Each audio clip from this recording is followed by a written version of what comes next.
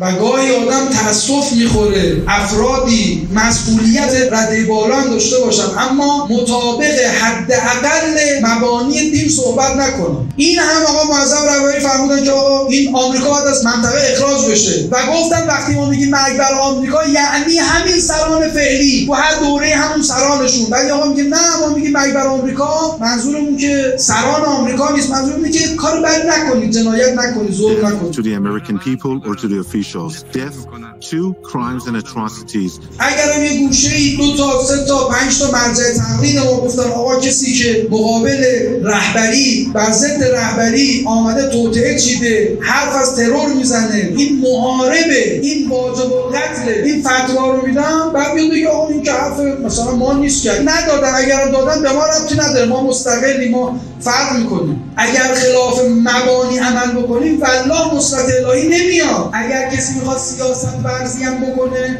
حرف سیاسی هم بزنه، تو چارچوب باید حرف بزنه. به خدا هنوز مردم ما داغدارن، به خدا هنوز کارمون نمیشه تو روی خانواده شهیدامون نگاه بکنیم.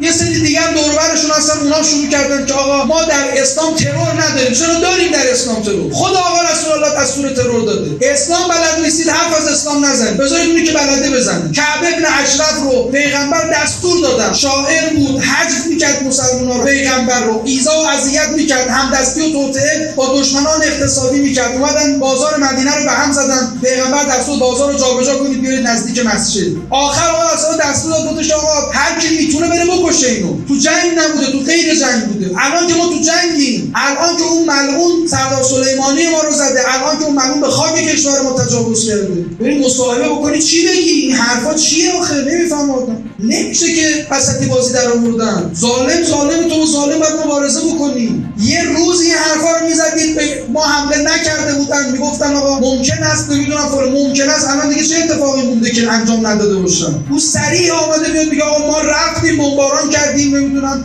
هسته ایران نابود کردیم. بعد تو میای میگی اگر آقای ترامپ اراده بکنه میتونه تو منطقه ما صلح به وجود بیاره. The United States president can very well guide the region and the world to peace and tranquility.